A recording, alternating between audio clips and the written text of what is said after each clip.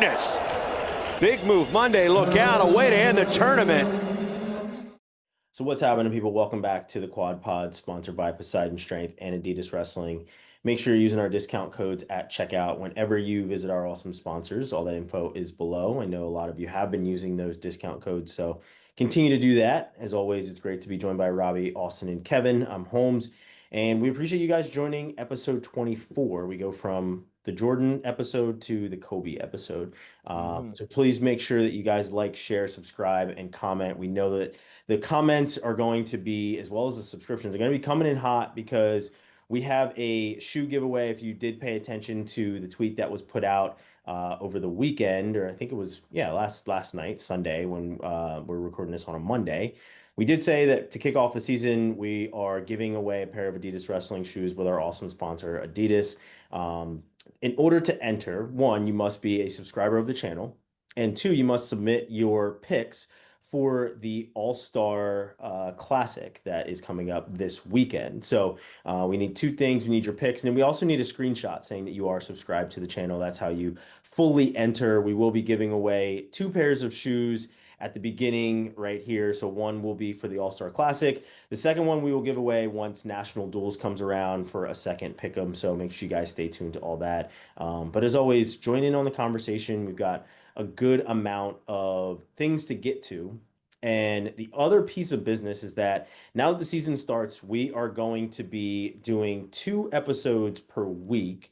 If you do see us in the same clothes in 2 episodes in a week, it just means that we shot everything at once. So we are going to do episode 24 and 25. But episode 24 will be out on Tuesday, and then the second half, where we do some picks and predictions, will be out at the latter half of the week, most likely on Friday before all the wrestling starts. So make sure you guys stay tuned to both. As like I said, we'll do some recap here in the first half, and then we'll turn the page to next week, and we'll do some picks and predictions and some different conversations. But no matter what, we will always do our weigh-in, just like we're about to do now. And to kick things off, I'm going to weigh in and give a shout out to the one and only Shaquille O'Neal. As I said, this is a Kobe Bryant episode, as we're at episode 24, and Kobe and Shaq was an amazing tandem. But Shaq was on, what was it? I think the morning show just the other day, and he gave a shout out to women's wrestling, which is honestly awesome. And there were also some videos that I had seen maybe posted on Twitter, I think, where Shaq, it was like an interview where Dana White was always talking about how Shaq would always text him and say, like, I'm gonna fight in UFC, I'm gonna fight in UFC. And then it was just like some clips of Shaq, one getting tapped out by a girl, and she ended up winning $2,500, I think, for tapping Shaq, but also that he was wrestling and grappling with Forrest Griffin in the cage. And it was just really awesome to see Shaq kind of get in there and mix it up, but also awesome to see him promote women's wrestling, because as we know, it is, fastest growing sport right now and is absolutely exploding all over the country. And we are privy to some of the best women in the sport right here in the USA. And, we did see Helen put on another great display of, championship heroics at RAF, which we'll get to. But shout out to Shaq for promoting women's wrestling. Pretty awesome. Robbie, on to you. I'm going to give some kudos to somebody I don't normally give kudos to in referees. Got to catch up with Mike McCormick this weekend, the head official for the NCAA. His son, Patrick, went to UVA, so I've known him for quite a while. And he came down for the UVA wrestle-off. Just great catching up with him. He's a good guy. And we are lucky to have a lot of really good officials from Virginia. So I get to interact with a lot of them. Even though I don't always agree with their interpretations of things, I do generally appreciate the relationships that I built with some of them. So shout out to Mike. Nice. Austin, on to you. Say congrats to Robbie for the state of Virginia contributing good refs, because your wrestling is not the best. Look, we have 7 classes of amazing wrestling. I don't know what you're about. The season starts and we're firing shots. I love it. Excellent refs, though, as it turns out. They do. I mean, Mike's from here, JR's from here. Yeah, you guys are producing. That's good. We need good refs. I'll give 2 quick shout outs here first. Audrey Jimenez of Lehigh Women's Wrestling won her 6th world medal this past weekend when she got silver at U23s. 6 world medals is 6 more than I have, and probably than a lot of us have up here. And she's, I've I got think, 19, 9 20 years old myself. now. So she's, one of those people that fits the mold for, she could be the future of USA Wrestling, just to keep winning titles and keep winning medals. Awesome to have her and kind of be a part jumpstarting that Lehigh women's program. Really cool to see.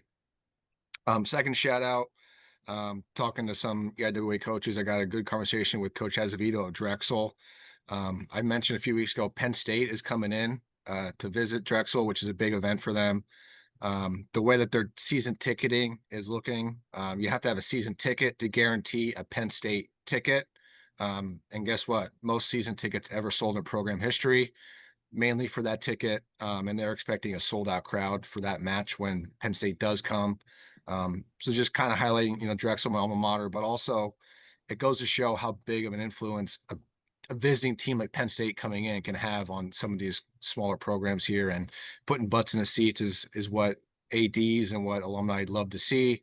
So that's going to be a cool event when Penn State comes, and, kind of trickles down to season tickets for the Dragons too. So just a cool example I thought to share of, hey, Penn State's coming to town, might be a butt whooping, but you're getting people in the seats and you're going to see some good wrestling. So Yeah, and that speaks to what Mike Moore was talking about when he was on about supporting these programs. When you ask him about, what can people do, they're already getting out there. I mean, it may be indirectly because of Penn State coming to town, but that's huge. You want to make sure you're supporting these programs.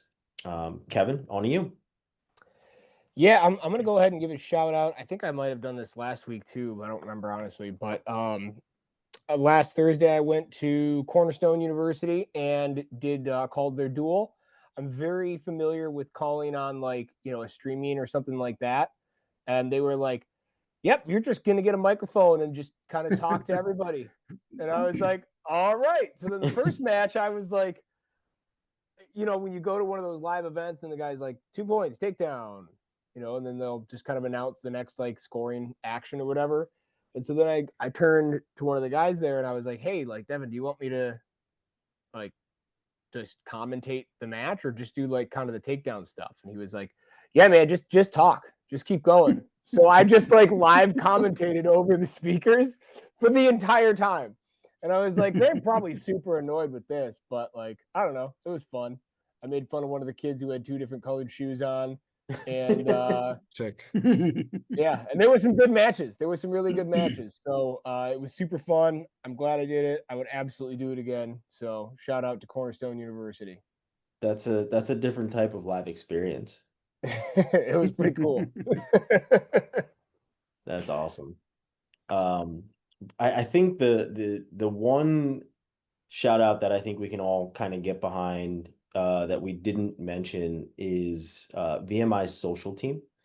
Hell yes. They have been crushing it. And I know we're going to talk about wrestle-offs and stuff, but if anyone deserves a shout out, it is certainly VMI's social team with what they've been putting out, as well as the atmosphere that VMI put together for their wrestle-off. So definitely So, deserve. hold on. I asked Gibby about this because it's a new guy that they have. Let's see if I can find his name. Because I want to keep talking. I'm going to find his name.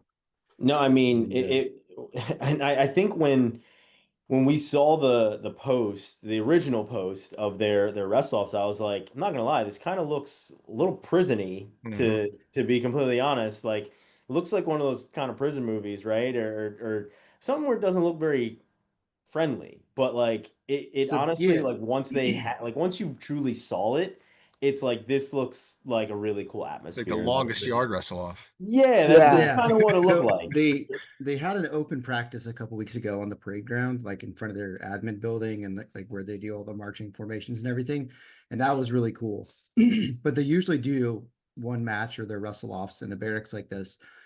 The times I've seen it previously was during the day, so it didn't have all this lighting. And I think that was something that was part of the creative process. So I asked Gibby who's doing it because he's absolutely crushing it. His name's Nathaniel Barbie. He is the assistant director of athletic communications and creative content. Dude is absolutely kicking ass with it, and I love to see it. I have nothing but good things to say about Gibby. He's a fantastic guy. Coach Jim Gibson at VMI, and he's able to do a lot with a program that's not doesn't have a lot of support and facilities and all that. So huge shout out to Gibby. Just a great dude. Awesome. Yeah, they definitely deserve a hat tip. So great. Let's move on to our topics. And it's funny because people obviously aren't privy to the conversations we have outside of the show. Probably really good for that, but also kind of sucks for them because we're kind of funny. But the Henson news coming out, and this isn't a we knew so long ago. It's one of those things where you do find out. So when it does come out, you're like, oh yeah, that happened. Like now it's like public news. So when we were putting the show together, I was like, I completely forgot to put the Henson red shirt in like the run because it was just something that we had been talking about behind the scenes for a while. But now that the news is out, we can, discuss some of the things that we have obviously not put out there.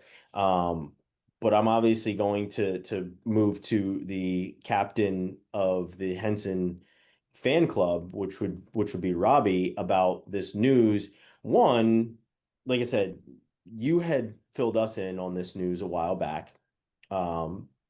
So awesome. Kudos to you and your relationships with VT and those guys there. But like, what were your initial thoughts when you got that message? But then secondarily, what other information maybe that you can either debunk that is out on Twitter or some of the rumors that people are talking about, or, at least like put these things out there because you do have conversations with the program and with the trusted voices in the program. So your initial thoughts, which we'll all give, but then, some of the interesting tidbits and facts that you have.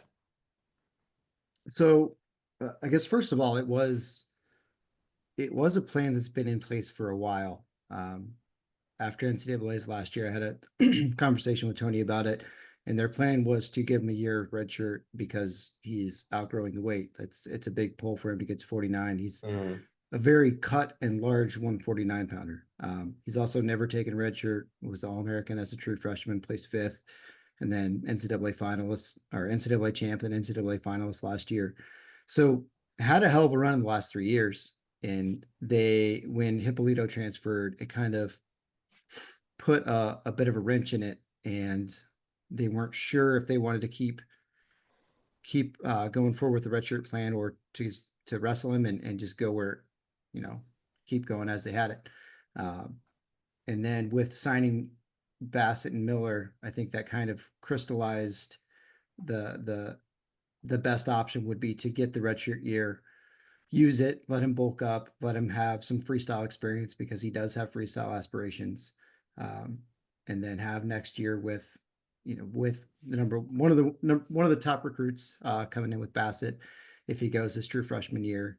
But they don't have any shortage of firepower in the lineup to plug in for him. So if they're going to do it, he's going to have his redshirt year. Now is a good time to do it. Yeah. I mean, it was honestly surprising when I saw the text come through from you, right? Like it was like not something that I think people obviously, and myself included, you forget when a guy still has his red shirt, right? Like you do because you've seen them compete for so long that you're like, oh shit, this guy still has his red shirt, right? And not for nothing, the COVID years tornado that we've been through also makes you forget that, like what eligibility looks like for certain guys. Like I wish I could remember off the top of my head. I'm completely blanking, but like it was one of those things I was scrolling and somebody said that so and so will be back for 2 years. And I'm like, wow, like how, right? Like it's just one of those things where you got to like continue to keep calculating rules, calculating like years over and over and over. So, for me, it was like, oh shit, like this guy actually has like a true red shirt. He's been so good for so long that you certainly do forget that he went as a true freshman, right? So I think that is honestly the smart way to go of allowing him to grow into his next weight, have some freestyle experience, travel a bit, and do the things will honestly make him a better NCAA wrestler because he's not putting the wear and tear of having to weigh in every single week on his body, honestly. Claunch, what were your thoughts on the Henson redshirt? Yeah, well, and again, it's funny because the original thoughts were a while back. I think I got really excited and I said Lachlan McNeil NCAA champ 149 pounds. That was the Yeah. first thing I said. And if I'm just gonna go like pure entertainment, like I would have loved to have seen this field and everybody competing with each other, and it's fun to watch Henson compete. But you always talk about like, oh, there's asterisks on certain champs or certain years or whatever. Like if there was, years in the past where I think it was Jake Herbert had taken an Olympic year. And so then like Mike Pasillo wins the NCAA championship. And then, it's like, all right, well, he's an NCAA champ. But anyway, like you're never putting an asterisk on anything like that. Like, honestly, because that's stupid. But I would have loved to seen Caleb Henson wrestle this year. I would have loved to have seen him wrestle another 10 years. But ultimately, if he can't make the weight anymore and it makes more sense for them and the future of that program that already has so much momentum with it right now, like yeah, it's a no-brainer. You do it, you make sure that he can slide into that weight class and with the rest of those studs and keep that momentum rolling. Yeah. Austin? Yeah, Claunch, you mentioned entertainment, but his red shirt, he'll be up at 57, assumingly when he comes back. Other people at 57 at that time, Antrell Taylor, Kasak, and/or PJ Duke. Meyer Shapiro is still a junior this year. Cardenas will be back. Vinny Zerban will be graduated, and Ty Waters. So you throw Henson in that mix, that's going to be entertainment. But Yeah. back to the VT thing, it just shows you how serious they are with Bo coming in. They had a great recruiting class that's going to be coming up this year. There'll probably be some starters, some red shirts, I assume, but next year it looks like they want to go with Bo at 49 and then Henson at 57, and that's a hell of a 1-2 punch there. Yeah, and I want to go back to Robbie on that because you do see people saying that he'll be back at 49 next year, right? Like he's taking a red shirt to rest his body and he'll be back at 49, but that doesn't seem to be the plan like internally, right? Who's saying that? I know I saw a Minio tweet where he said that he was going to be at 49. I know there's been a couple other people that have said kind of the same thing, right? So Robbie, what are you getting, I guess, of like what the plans most likely are? Not just from obviously the outside looking in, most people are going to speculate and say, Bassett 41 and Henson 49, but I think, these guys being their natural weights probably bodes a little bit better for VT. Yeah, I mean my understanding of the plan, excuse me, has been that he's going to come back at 57. I mean, certainly there's always not a possibility that he doesn't put on a lot of weight and that he can make the cuts of 49 and he feels comfortable with it. But I would think he's going to 57. As far as the way their lineup shakes out, I think it makes more sense because right now you got Crook at 41. They're either going to go with Noah Nininger or Colin Guy at 49. So both freshmen, they're going to be competing for the spot, and I would very good chance of seeing both of them get some reps, even if it's using up their 5 dates and seeing who's looking better. I would expect see both of them at the Southeast Open this weekend to see where they end up. But I mean, they've got Tom Crook at 41, who was a NCAA qualifier. They've got an injuring guy. Ethan Miller's a 1-year fill into 57. So there's going to be an opening. And Crook could likely move up to 49 as well. So if Bassett does need to slide in at 41, that's an option. But there's more flexibility. I've got Drew Gorman there in red shirt. So they have a shitload of talent that's on the bench right now, just in fresh in red shirts because of the classes they put together the last 2 years and then this coming year are incredible. So they've got depth. It's just going to be kind of a matter of figuring out the best lineup for them and how to slide in all this talent and make it work. Yeah. The funny thing is, and maybe I try to block out a lot of the noise and the drama and the fanfare of things. But something that people love to talk about during freestyle season when Bassett is wrestling senior level guys is his age, which is something that a lot of people aren't factoring in when it comes to him being a true freshman. It's like if you're going to factor it in one point, you should certainly factor it in another where he is old enough to essentially be going into his what, sophomore year, like redshirt freshman year of college. So like Holmes, I only want to say things that support the point I'm making in that very moment. I don't need to. Of course. I don't need to have any other evidence to the contrary. Yeah, I mean the thing is that like I feel like it supports the Bassett should go right away kind of a thing. So maybe I am making a point that supports my own argument here of like he's Well, old and enough and you has the can't say that experience to do that, right? you can't say that he's senior level ready and then that he's not ready to be in a college lineup. That those two things they're not compatible with each other. Yeah, If and he's I'm ready to not compete saying at the that senior people level, aren't saying then that, Is but he senior they level certainly ready? aren't using the age thing when it comes to his red shirt. Or is he ready to wrestle seniors? well, he's going to do that in a month or so. Yeah, yeah, we've already seen that he's slated for that. Uh, But no, it's just, obviously the he's old thing and people want to throw shots and, stones in glass houses, right?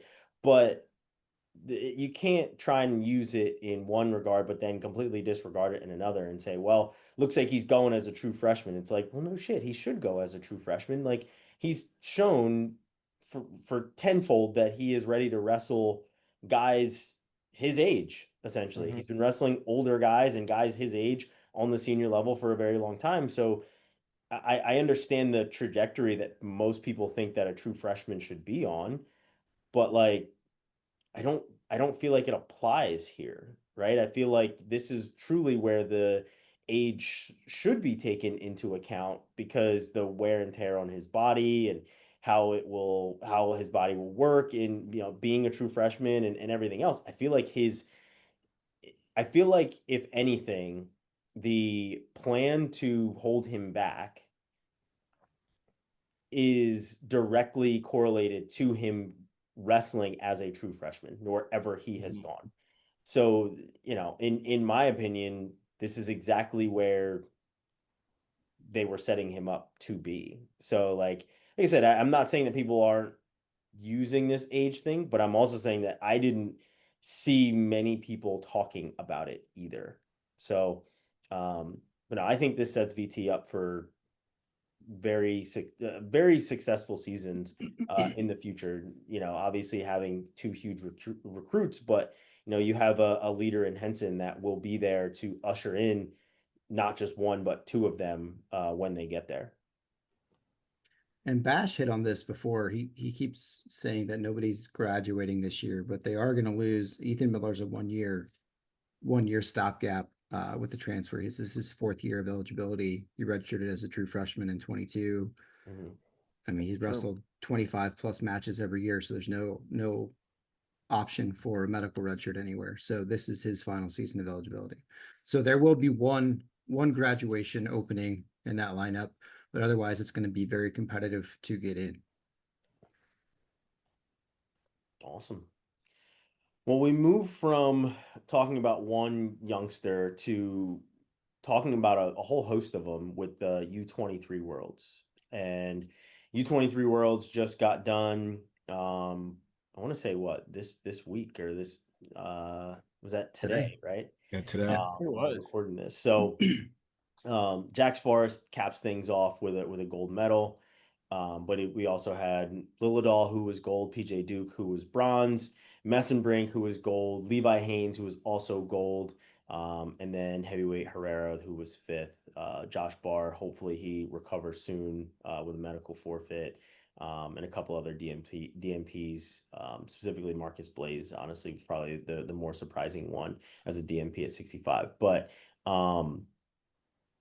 U23s, it always, I feel like it always gives us a lot of promise, right? Because we're able to look at what we have coming up. But a lot of these guys, I mean, PJ Duke as well as Jax Forrest, they were both on the senior team. Lilladall was runner up for the senior team, right? So like these guys are right there. I mean, Levi Haynes also on the senior team and medaled on the senior team. So these guys are all literally right there. So in years past, where we'd be saying, hey, you know, on the senior level, we have these guys that are coming up, but they're already here, you know, and that's like the beauty of seeing all of these results is like these guys are already here. And, you know, Jax Forrest impressing upon his finish at Senior Worlds, which honestly, let's call it what it is. His Senior World run was still impressive despite not bringing back a medal. But you know, I feel like we have so much promise in the guys that we have, and Jax Forrest put on a phenomenal display. I mean, the slide by that he hit in that one match, I think it was a semifinal, was absolutely disgusting. But what do you guys make of U23 Worlds? Austin, I'll start with you. Any and we can also talk about U23 women as well. I know I just have the men in front of me right now, their results in front of me, but like the women also very impressive with a couple of medals that they brought back. So anyone impress you more so? I know you gave Audrey Jimenez already a shout out, but Austin, anybody that kind of caught your eye besides her? I mean, Levi Haynes winning gold, no real surprise there, right? Senior level silver medalist. Duke with a bronze had a really tough matchup there with another senior level kind of guy. Forrest Lodall, you touched on. I think Blaze not placing was a little bit surprising, and yeah, I believe he was up a weight class, so I'm sure that had something to do with it, right? But Rocco Welsh 7th, you kind of thought he would be in the mix for a medal there. Josh Barr's injury, you know, didn't look too great. I hope we'll be back, obviously, but yeah, Messenbrink with that pace just really put it on him and got that win in the semis. We don't talk much about forum stuff, but I think I saw someone post in the forum and it was titled something silly like, is Messenbrink, besides his pace, is Messenbrink an elite wrestler? And everyone's like, well, that's kind of part of the sport. You know, his pace makes him Stupid a fucking good question wrestler, is you that? know? Yeah, it's just some of these anti-Penn State people are pretty silly in the forums, but the overall great performance. It's promising too. Like you said, we got young guys on the senior circuit dominating at that level and the U23 level. I think USA Wrestling is in good hands for the foreseeable future here. For sure. If Robbie, Steph Curry what couldn't about shoot that launch? threes, would he even be like a good basketball player? No, he sucks. Yeah. I mean, other Oh, than that one thing that makes him a good basketball player. yeah. Uh, Yeah. Other than the crushing pace that he has, that's part of the sport, right? But no, Claunch, anyone kind of stick out to you on the U23 level? well, real quick, and maybe I read this wrong, but wasn't the guy who Messenbrink beat in the semis the senior world champion? I think, I He was believe a so. medalist or Yogi? something. Yeah, Yeah. yeah. I think he was really good. Yeah, so the dude was like, so and you know, again, maybe I read it wrong or I was just moving too fast or whatever, but I was like, damn, like that's pretty awesome. And it goes back to what I said before, where it was like, I would really just love to send Mitchell Messenbrink out for the rest of the world to have to deal with, because that guy's a psychopath, right? In the best way.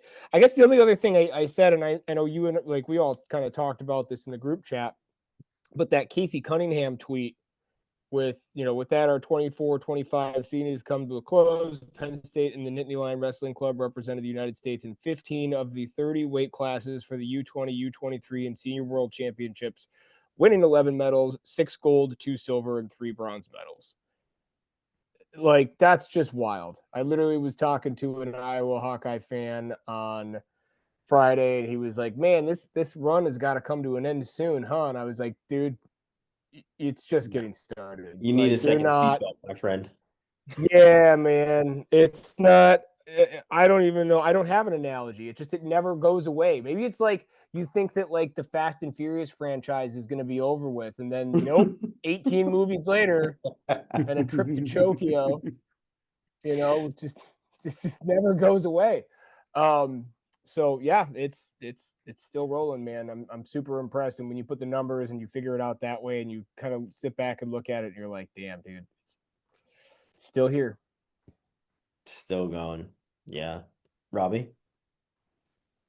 I mean, I was super impressed with the men. Like Austin hit on it. Rocco Welsh was kind of the big surprise to not do well. but we've had sustained success. What we won cadets, juniors, and U23s this year. So the men are, showing out. Was a little surprised by the women's results. They finished off the podium, which is not necessarily typical of them. So, I mean, Kylie Welker had a great tournament. Audrey Jimenez No, had it a says great they tournament, finished but third, right? I thought they finished fourth. Maybe I'm No, they finished wrong. third. I read that wrong. Okay, so I read that wrong. But still, I mean, I think they didn't have necessarily the best tournament that they were hoping for, but simply there's a lot of good takeaways from that, and a lot of the U23 women are also senior level women because we had such a young team this year. So getting more reps at the senior level is always good, or at the international level is good. Yeah. And I want to highlight the fact that in Greco, we did have 2 bronze medals as well. Yep. Peyton Jacobson was bronze, and then Otto Black was also bronze too. So Otto Black received a forfeit for the bronze medal match, whereas Peyton Jacobson won 5-3. And he had a pretty dominant run, honestly. 8-0, 7-1, 5-3, 9-0, and then 5-3 in the bronze medal match. And the semifinals is the 9-0 where he lost, but obviously bouncing back to win 5-3 is huge, right? So we talk a lot about how can we improve on the Greco side of things. And Peyton Jacobson is a senior level guy, but like, how can we improve? And I think, some of the things that we had seen with our age level world medals in the past was, or at least our age level teams, was them winning world medals at a younger age. And obviously I know we've seen that with Greco, but it is abundant on the freestyle side. And I feel like once we start to really see that on the Greco side, it hopefully starts to transfer, and people start to, I guess, put in the time or really dig into the craft so that they are bringing home more medals consistently. So, I mean, I love the fact that we at least brought home 2 bronze, because let's face it, there are times where Greco is bringing home nothing. And that is kind of the norm on that side, where we aren't even saying, hey, we brought home 2 bronze medals. It's just like, yeah, so freestyle did this, men, women did this. They finished first, they finished third, they win, blah, blah, blah. I know, yeah, Greco, another poor showing. So, two medals is better than none, obviously, but I'm hopeful that this starts to get parlayed into some more senior level success, and that a more of an investment, I guess, from not just the guys, because obviously the guys that wrestle Greco are very invested in it. We've seen them on the Greco side for a very long time, but maybe it's the coaching, maybe it's the USA Wrestling side of it that needs to have a bigger investment and start to really garner some better results on this side of things. But definitely shout out to Greco for bringing in those 2 medals, and then women doing everything that they did. A couple of medals on that side as well. Was it three medals? 4? Yeah, 3 medals, I think. No, excuse me, 4 medals that the women had and finished third, and then obviously the men doing what they did too. So very promising from U23s on every level. I think the one thing that I know we talked about specifically on the women's side of things was, soon enough there will be no more Helen, and we'll have to fill a pretty damn big void. And I feel like we've done that with Adeline, Kylie Welker now being in there, as well as some of the other girls that we have in there. But the Helen of it all, it's going to be kind of like how we're sitting with Burrows, and it's just like, damn, we didn't have Dake, we didn't have Burrows, we didn't have Taylor for the first time. Obviously the men still did very well on the senior level side, but it is still a weird transition where we're wondering who are the next people that are going to step up and come in. On to the next one, and we'll stick with freestyle, and I think this will probably be a pretty short conversation. I don't know, not to put it down, but RAF2, what were your guys' thoughts on RAF2? Obviously there was a number of bouts that we said we were kind of excited about. Obviously, there were some where they had to plug some other people in. I mean, DeSanto and Nico wasn't one of the matches that I think we had even talked about. It wasn't, at least it wasn't on their website when we were talking about it in the preview. But then there were a couple others, obviously, that, you know, we were like, oh, we're really excited about this, not sure about this. But the one that we were actually split on was that Nate Jackson Carter Sirachi match, and I'm going straight over to Kevin, who was really excited about the pick, his handsome Nate pick, and the people on our, or at least in our comments, saying, how can you pick against Carter Sirachi? And I mean, that's how. It really wasn't that hard. I just said the other name. Yeah. I don't know, dude. Like I think I made a pretty compelling case last time. Like the guy has been like really, really, really high level competitor for the last several years. And if you're not paying attention, like I don't know how disappointed, or maybe that's not the right word, but like I think he felt like he was going to be the guy when Jaden, bumped up or whatever it was. Like, and then he didn't make the team that year.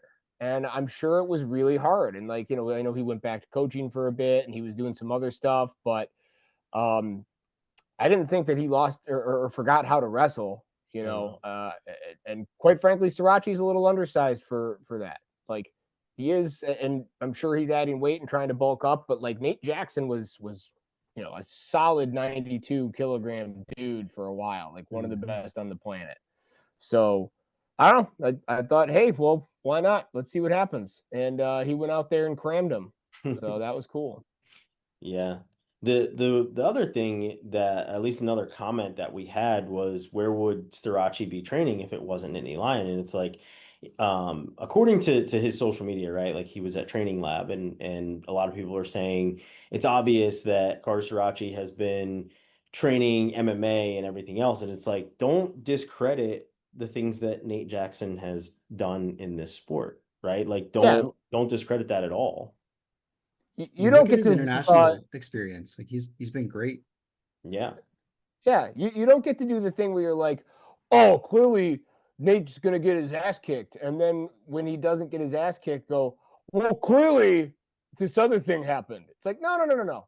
They wrestled a match, and one guy beat the other guy, and like, you can make whatever excuse you want to make, but like, that's when they agreed to show up to wrestle each other, right? Like, so I don't know.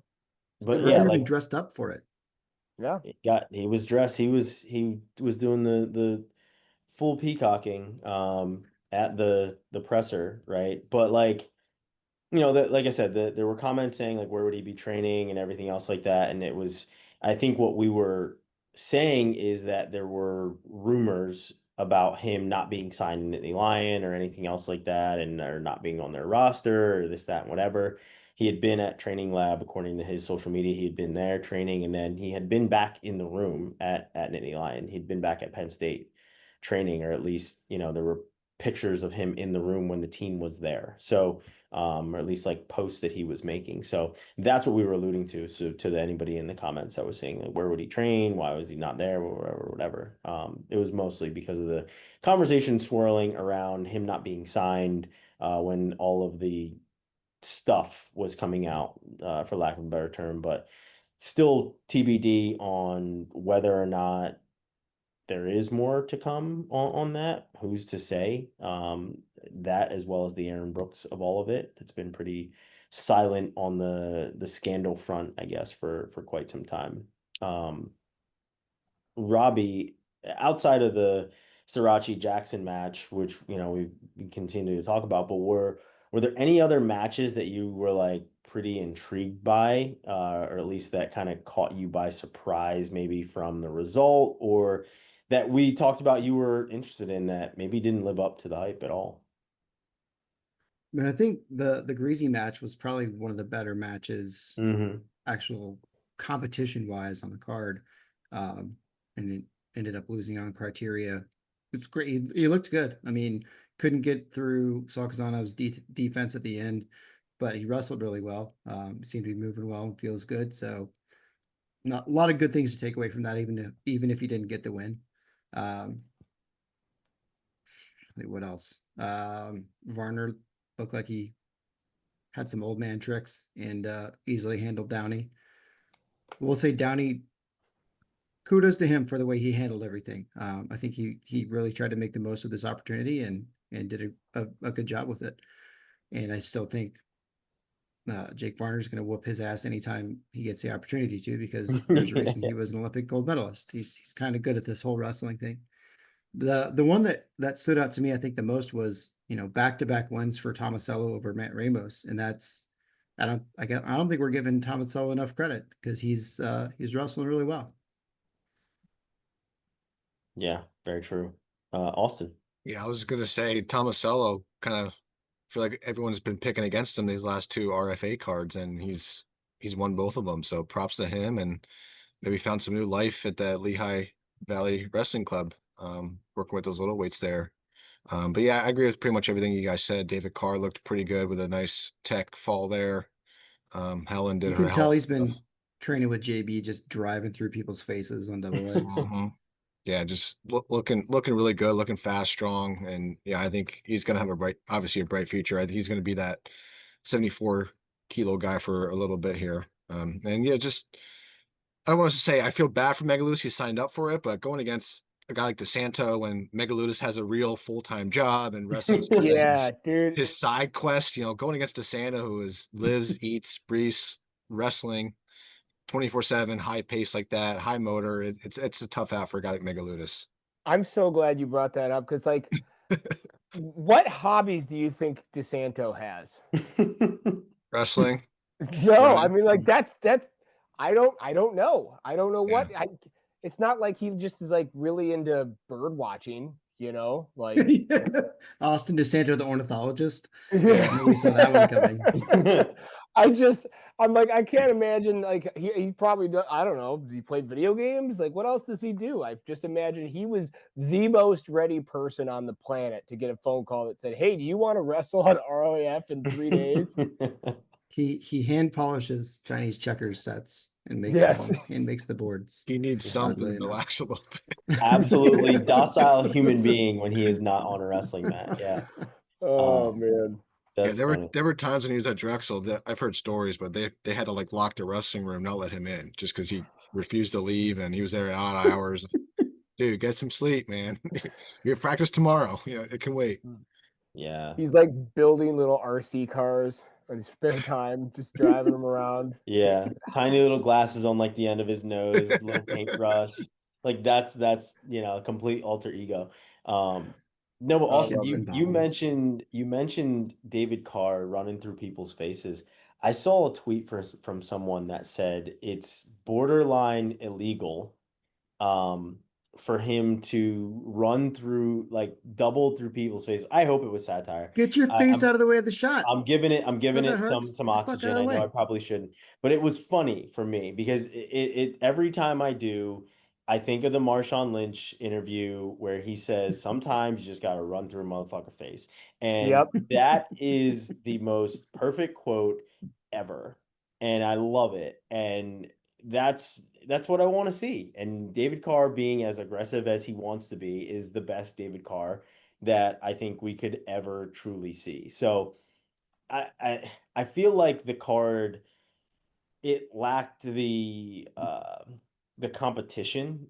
The first card was maybe it was the fact that it was the first one. There was a lot more fanfare. I feel like they made the RAF in general made the tweaks, like the tweaks to the mat and everything else, and just trying to figure things out. People are still gonna complain about the commentary, and all of those Because it things. wasn't good. Yeah, I mean, yeah, it is what it is. They're at this point. I feel like they have some contracts with people, and that's just what it is. What it is, And they're not bad wrestlers. They're not bad at talking, but they're not people that do commentary. And it takes a lot more than just showing up and talking to actually have that chemistry, And that's why you have so many commentary duos in sports, because you have the camaraderie and you know where the person that is is your right hand or left hand man that is going to finish, you're going to pick up where their sentence leaves off. And it's very hard to do, especially when they have three guys that are all very big personalities. It's very hard to do. So that is, I think, going to continue to be a sticking point for fans. But I think that from the standpoint of putting some things together, I think they're doing a very good job to kind of figure that out. Um, I do still feel like some things are getting that WWE type of thing, which is great. Not to say that it's wrong, but they got to get tickets sold. They got to get butts in the seats. They got to get, marketing is a huge part of it. So they have to create their own storylines right now, because we're not going to create storylines for them. The only way that we do that is for them to truly give us a matchup that we want to see. And then we're like, hey, this is something where there's a storyline. But I fully expect for there to be the WWE, UFC call out kind of a thing where they're trying to get people to continue to buy tickets. But the atmosphere looked pretty good. I mean, I feel like they probably moved a lot of the fans over to one side so that it looked really good too. But I think it's growing. I don't want it to fail whatsoever. I want our guys to have a viable professional league, and I feel like every single one of us feels that same way. That we at least want to see it be viable.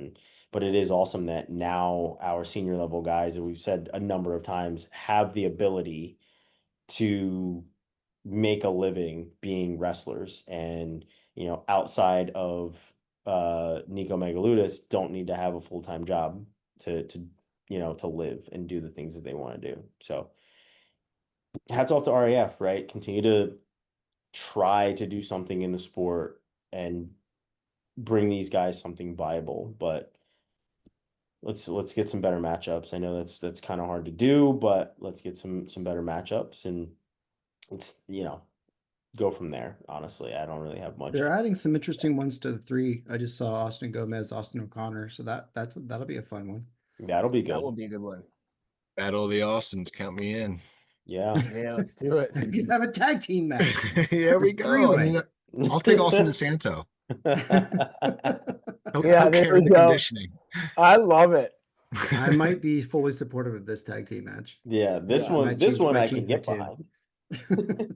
And we're just to close the loop on Carter Srirachi. I'm on Nittany Lion Wrestling Club. He is not listed under the athletes. I don't know if that's last we knew he wasn't signed. So yeah, maybe it's not updated, or maybe he isn't signed, but a lot of people are swearing he is. I don't know. Also, nothing saying he can't practice in their RTC because he meets the criteria, or what Also that too. criteria there is left. So I mean, he meets the be anywhere in the world criteria, considering it's no longer 250 miles that you have to be from their RTC. But yeah, who knows? Who truly knows? Was there anybody I didn't maybe pay attention to it, but was there anybody from Penn State in his corner? I can't remember. Did not pay attention. I didn't really pay attention to it. I was more so watching the match. I didn't really care who was coaching him. But yeah, is what it is. We'll certainly see what happens. Do you think he would have won if he wore that shirt instead of a singlet? Probably not. Don't really see that helping you defend a blast double. But did he get to run out to his Halloween theme song? Is that what he came out to? I don't know. I'm asking, because if not, that's obviously the issue. I don't know. Maybe. Here's what it is. Well, let's move on to some NCAA wrestle-offs. I know we had a number of teams did their wrestle-offs last week, but before we even get to like results and stuff like that, I wanna pose this question, because so many people, high-profile people. I mean, we talked about before coming on here, right? Like Daniel Cormier said he lost every wrestle-off that he had. Another Cowboy, Crutchmer, said he lost tons of wrestle-offs, right? Like got beat in the room a number of times, right? Like we've seen it happen in the past where guys lose their wrestle offs and then they are still the starter, they're the guy that goes. Do you guys feel, and Austin, I want you to start, do you feel like wrestle offs have lost their emphasis, I guess, and on like who starts and who doesn't? Because inevitably the guy that's going to go, it still comes down to the coach. Do you feel like the emphasis on wrestle offs when it comes to putting the team together has kind of dropped levels? Yeah, I think it means, talking to some of the coaches that I've talked to, it doesn't mean a whole lot to them. Some will take it put in their back pocket for consideration, maybe down the line. Like, hey, he majored this guy in the wrestle off, he majors in the room, he's obviously the better guy, but just because you're beating your teammate doesn't mean you have the better results, when it matters in these opens against common opponents. In my opinion, the only time a wrestle off truly matters is you have two guys that have been going all year. They're pretty much identical resumes, identical results, and you got to decide who goes for the postseason. Maybe do a best of three at that point, but these early season wrestle offs, it's just to get guys down to weight, get their body adjusted to going 7 minutes down to weight, and just seeing how they perform in a singlet when the lights are kind of on. It means a little bit outside the room. So a lot of these results, I take it with a grain of salt, just knowing first time down to weight, I've been there. It sucks for a lot of these guys, and as the season gets on, you see them progress, and they feel physically better, and I think that's a big reason why. Kevin, your thoughts on wrestle offs? I mean, I think they're still really important. I mean,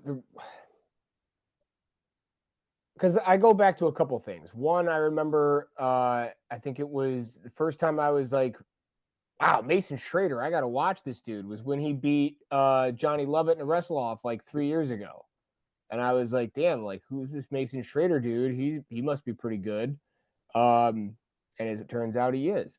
Now, but then there's other times I'm also going to use this as an example because I talked to both these guys about it, but like Justin Oliver and Colin Heffernan were both at Central Michigan, both trying to be 149 pounders, battled all year. I think it was like Colin won the first wrestle off, and then somebody got sick. Anyway, they're splitting time. By the time it actually gets to be max, Oliver wins the wrestle off. And then you see Heffernan up at 165 just because he was like, I just want a spot. Let me get in here and try to compete. And then, Oliver was an All-American that year. So it's like you can, whether this is wrestle off related or just in general competition in the room consistently throughout the season, like if you were thinking about skipping a workout, you're not going to skip it if you've got somebody nipping at your heels, right? If you were thinking about, just kind of dogging it through a practice, you're probably not going to do that if you see the other guy at the other end of the room, getting after it, and he's going to be challenging you in another 2 weeks. So I think that there's definitely still a lot to look forward to. I think from a fan's perspective too, you're seeing names and you're seeing people that you didn't know before. I don't know if now is the right time to do it, but I'm going to shout out Wyatt Ferguson for Central Michigan. He beat Adrian Kramer at 184. He's a transfer from Davidson. Like, that's awesome. That's what I want to see. I want to see new guys getting into the lineup because they're the best guy in the room. So, I think there's a lot of fun that goes on with wrestle offs. And plus it's just your, general reminder, like, hey guys, wrestling season's here. Let's get it together. Robbie? I think the most value I see out of it now is just as a simulation, getting guys down to weight, getting a match experience, getting them on with an official for the first time since last season, and just get them that feel of a real 7 minutes that's not in the practice room. I saw a few teams are still doing closed wrestle offs, which to me is just kind of, whatever. I think it's just another opportunity to engage your fans and, get your product in front of the people you want to see it. And this, with it not being a super serious situation, it's an opportunity for fans to meet with the wrestlers and interact with them. And it can be autograph signing and things like that. And there's a lot of fun things you could bring into it with it. I know a lot of schools have connected it with their homecoming weekend, and it's been I think that's what Central did this weekend, right? Mm-hmm. Where you're just kind of Claunch making doesn't it a bigger remember, deal. but he was there. Yeah, what he remembers of it. But I mean, I think it's just another opportunity for good interaction and goodwill for your program. And for the very few matches and weights that are actually going to be super competitive and come down to a wrestle off, I mean, sure, there's some value to it, but at the end of the day, you see these guys going every day in practice. You know how it's going to work. And I think it's more of a result of what you're actually seeing in that situation rather than the result and how they perform versus what the final score is. Yeah. Yeah, I think in regards to guys just getting down to weight, getting the on mat experience where you are truly keeping score, right? And it's not just keeping score in your head, like, oh, it was 2 takedowns to 1 with me and so today. Now it's points on the board and true situations and everything else. But like obviously, we've all been in wrestle offs in wrestling rooms in the past, and you know how intense those truly are when there is a spot on the line, and I can remember when I first started covering college wrestling in general, and it was just like, oh, wrestle offs are this weekend. We'll see, what the team truly looks like, and then you finally discover like obviously college wrestle offs are very different than anything else that you've experienced, right? And it has certainly evolved over the years as well, even to the point where I think what was it, Stanford maybe had like multiple weights going against each other in their wrestle offs, where it was like 41 and Yeah. 49, and you know what I mean? So you had guys that were, not necessarily in the same weight class that were wrestling off. And it truly has become more about the experience and more about the rep and getting on mat than anything. But I really wish that it took on kind of a spring game kind of a look like we have in football, right? Where you have that competition, but it also gives you a chance to have real game experience and real game speed type of experience where you are marketing and putting things out and trying to get your fans in to say this is the first time that you'll see some of your new transfers, or you'll see some of your new freshmen, or this is so and so senior year, this is last wrestle off, right? Like, so I wish that it did take on kind of that outlook, because then it would be awesome, right? Then you are looking at a fundraising kind of a thing, and then in this era of NIL, that's the bucket that people are really truly focusing on is, excuse me, is how many different donors you can get. And with what Rutgers does right now with their NIL, they're going to be throwing up QR codes during these matches so that people can donate to them, right? So like for me, I feel like that gives, a first opportunity in that regard of getting some NIL money, getting, your fans to come out and invest for the first time in nothing but the team, because it's not just, it's not Rutgers versus Michigan. It's Rutgers versus Rutgers, right? So you want the fans to truly come out and just support the team. So I'm hopeful that that's the route that people start to go down and start to utilize wrestle offs in that regard. But on to some of the results. Were there results that you guys had seen that maybe people were surprised about and you're like, yeah, well, it is what it is, or results where you were like, man, this kid really showed up and showed out. Austin, I want you to start in the EIWA. Were there any results in the EIWA where it was either surprising or, it was good to see that person out on the mat? There were not a whole lot. I know Lehigh had their brown and whites last Thursday, and no real um no real starting positions were on the line there. And talking to some of the coaching staff there about that, yeah, their main thing is getting guys out there that maybe don't have the college experience, because you guys know high school wrestling and college wrestling are kind of different sports, right? There's different rules and different things and strategies. At a minimum, you got to feel out. So getting those young guys out there that have never been in a college match is always good, just so you understand how the refs are going to call things and what some of these match strategies for them are going to look like, and just to get a feel for that on that end. And another thing we didn't really bring up too is refs. I think refs like these wrestle-offs too, because it kind of gets them back in action. And we have opens a few days from now. They're getting back into it where there's going to be nationally ranked guys in tight matches that they need to be, in good shape for these refs. So yeah, not a whole lot from the EIWA standpoint, but one I did see not EIWA related was Panero Johnson, and one of the Frost brothers was a tight one there. Yeah, I think Iowa Jacob. State. Yeah, Iowa State had some good matchups there, and just shows that their depth is pretty incredible over there. Yeah, but before we move off the EIWA, I know there were specifically Lehigh where you had, came in and talked about, some of the guys either being limited this year. Who will we see for Lehigh, that probably weren't in wrestle-offs at all, but who will we see from Lehigh, and are they, and we talked about like pitch counts and stuff too. Yeah, well, I know Stanich will probably be out until December. I don't know exactly if that's going to be early or mid, probably later towards December. Christmas would be my guess. I know Crookham being hurt last year and banged up a little bit the year before that. I don't want to use the term pitch count, but they're going to monitor where he wrestles. So maybe a bit of a pitch count, but I don't like to use that term right now with them. Because they're not pitching. Yeah, they're not pitching, and they're not really counting. They're just getting them out there for when they need them. And then Nate Taylor, heavyweight, had tore his, I think, PCL last year. Sometimes that recovery is worse than an ACL tear. So he's going to be coming back slowly this year as well, and kind of ramp up more towards the end of the year, but to start a little bit of again, pitch count with him just to monitor that knee. Yeah, and that kind of mirrors Cornell not having a lot of their stars as well, which we've talked about on previous shows as well.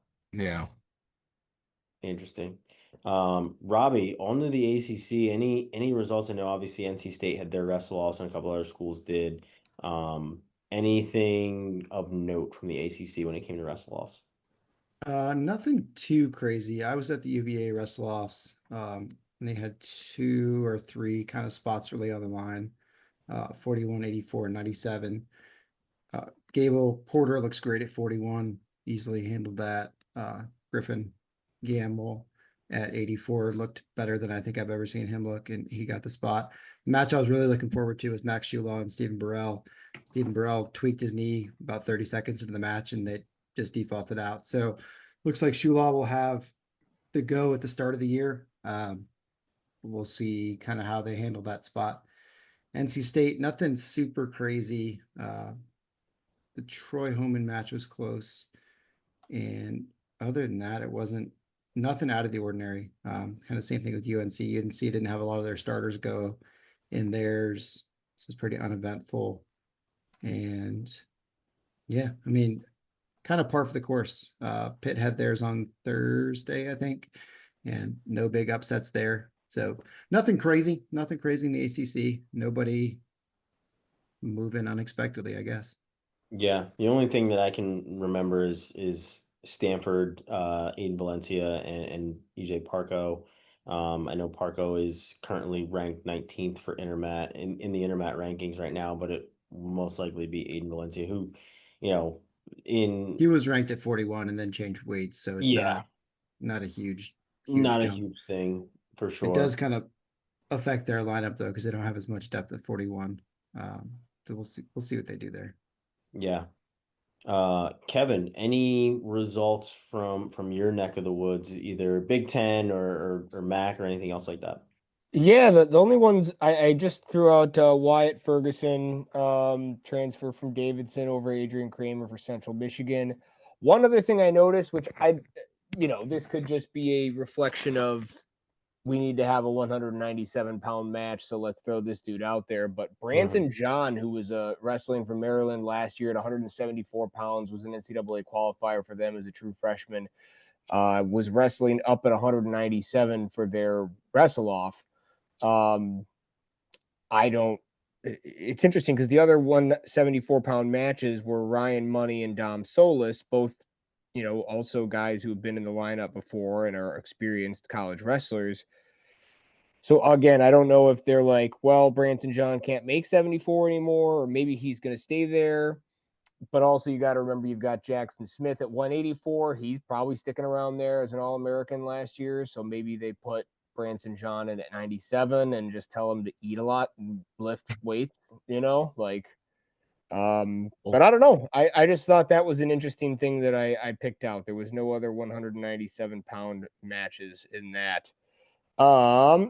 And then what else did I see? Oh, I just liked seeing. I think we've talked about him a handful of times, but Chattanooga, new wrestling room. It looks like they did a really. I mean, we're talking about getting your fans involved. They seem to have done a really, really cool event down there. Had a lot of fans involved. They were doing their wrestle-offs open, and then you got those guys, Cooper Flynn, Cody Chittum, just some big name transfers coming in that got to compete in front of that crowd too, in the new facility. So shout out to them as well. Nice. Yeah, the only thing that I was kind of interested in was seeing D Lockett at Oklahoma State. I know he won his wrestle off. Obviously, there weren't really highlights or anything, or just some pictures and stuff, and people talking about what went on at Oklahoma State. I don't know, I guess this is more biased. I'm a D Lockett fan. Just I like to see him compete, and I like to see him compete very well. So. We'll certainly see what he brings this year to the Oklahoma State lineup, but I feel like there's gonna be a lot of firepower in that lineup. There certainly was last year, and I love to see how David Taylor is developing and doing the things that he's doing there. So the other one is Merrill losing his wrestle off. I know a lot of people were talking about that as well, but no, not as we've said, wrestle offs have been more of a simulation than they've been anything of note in terms of putting together a lineup these days. And you see less guys wrestling in wrestle offs than you do actually going out and wrestling in them. And yeah, so you never really know when you're going to get a good result or like a really top tier match, but seeing the competition within the room is always really fun. And like I said, I'm hopeful that these wrestle offs become kind of a thing of spring games are for football. I think that's it, gentlemen. I think we are through our recap. One thing really quick that I didn't hit on when I talked about the UVA. Nick Hamilton is moving up to 174. Talked about that in an interview with Coach Garland, which will be out tomorrow. He's big, and I think it was a challenge to cut to 65 for him last year, and I think he's going to be really good at 74. 65 and 74 are both pretty fun weight classes in the ACC, so I'm looking forward to seeing how he fits in there. Awesome. The other very large man that we didn't talk about is Blaze at Purdue. Shout out to Purdue putting out a pretty cool video talking about how they're switching weights there. But we've talked about Blaze being enormous, so it's kind of no shock that he's moving up. We probably expected it, but yeah, he's also very big as well. But yeah, your interview will be out tomorrow afternoon, where he talks about the move for Hamilton and everything else. So should be, like I said, tomorrow afternoon. This will be out in the morning, and then you'll get some interviews in the afternoon, and then you'll get the next part of the show on Friday. So make sure you guys tune in for where we make our All-Star Classic picks. Again, to reiterate, we are doing a shoe giveaway with our sponsor, Adidas Wrestling. So send your picks for the All-Star Classic, as well as a screenshot that shows you are subscribed to the channel. That is how you enter. Whoever gets the most correct will win the shoes. Tiebreaker will be something else you have to also have to send us, which I did not say before. Tiebreaker will be accumulation of points, so total points scored over the entirety of the event. So everybody's match points added up together. So give us one of those as well. Closest without going over wins. This isn't they scored 147. I had 150. No, you went over. So 143 would win that one. Sorry. But enter it's fun. We want to give some shit away because we adore every single person that watches our nonsense and chimes in the comments. So we're trying to give back to you guys as much as we possibly can. At some point, we will also try and get our other sponsor in on things beside Strength, give away some t-shirts or some hats or something like that too. But Or a that's giant strength machine. or I mean, if we could do that, we certainly would, to be completely honest. We are trying to make connections for them with some of the wrestlers to get some NIL deals and some things like that and some sponsorship. So hopefully that does happen.